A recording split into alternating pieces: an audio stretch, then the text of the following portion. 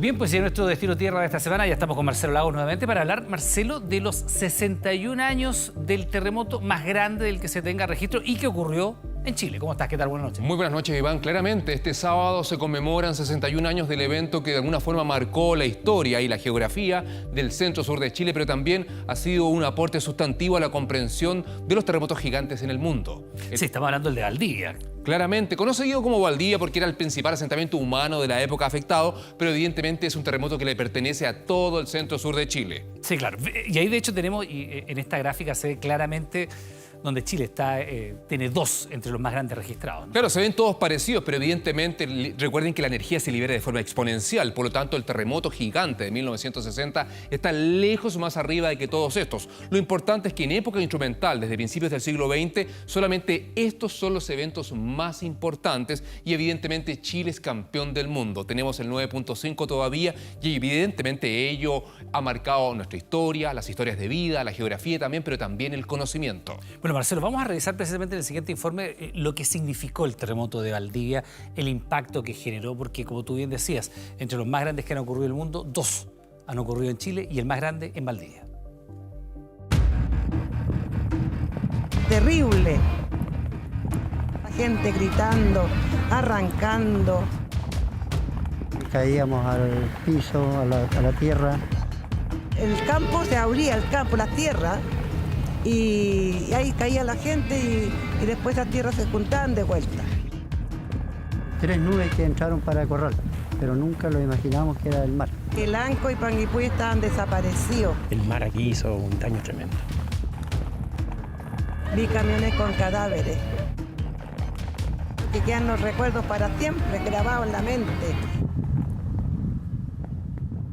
Fue una ruptura tectónica nunca antes vista que liberó una energía equivalente a 20.000 bombas atómicas como la de Hiroshima. Con sus 9,5 grados de magnitud, el terremoto de Valdivia de 1960 destruyó edificaciones completas y lo que se mantuvo en pie fue arrasado por el tsunami que golpeó solo minutos después y que llegó hasta las costas de Hawái, Filipinas y Japón. Hizo tremendas modificaciones en el paisaje, hubo islas que se levantaron varios metros, otros lugares se hundieron varios metros, como el caso de Valdivia, ¿no es cierto? A 61 años de la mega catástrofe que afectó a toda la zona centro-sur de Chile, las huellas perduran en el terreno. Pueblos hundidos, rocas que salieron del mar y bosques que desaparecieron producto del agua salada. ¿Qué fue lo que más le impactó a usted? La noticia que daban por radio, que el Anco y Panguipulli estaban desaparecidos. Y gente que se perdió hasta los días y nunca apareció. Familias completas. El megaterremoto y tsunami generaron también otros eventos naturales peligrosos. El geógrafo Marcelo Lagos pudo estudiarlos en su visita a la zona. Aquí, en las nacientes del río San Pedro, en la salida del lago Riñihue, grandes deslizamientos multirotacionales ocurrieron en las laderas aquí, a mis espaldas.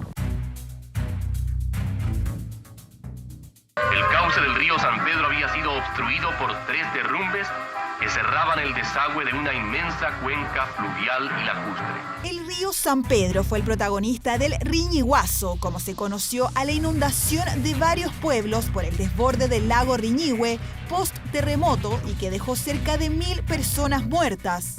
Comenzaron a subir, ¿verdad? Cerca de 8 lagos que están conectados, desde el lago Lácara en Argentina hasta el Riñihue, comenzaron a subir de manera simultánea porque el desagüe del Riñihue estaba bloqueado. Además, el movimiento telúrico activó el complejo volcánico Cordón Caulle y el volcán Puyehue.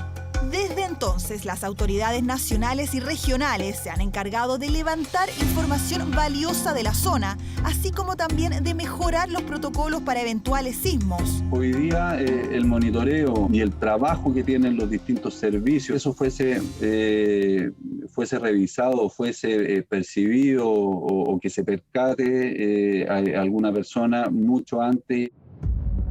A 61 años del terremoto de Valdivia, que dejó a 2.000 muertos y más de 2 millones de afectados, las autoridades sacan importantes lecciones en cuanto al aprendizaje y preparación para los próximos desastres naturales, así como los recuerdos que permanecen imborrables en la memoria de quienes vivieron el sismo más potente de la historia.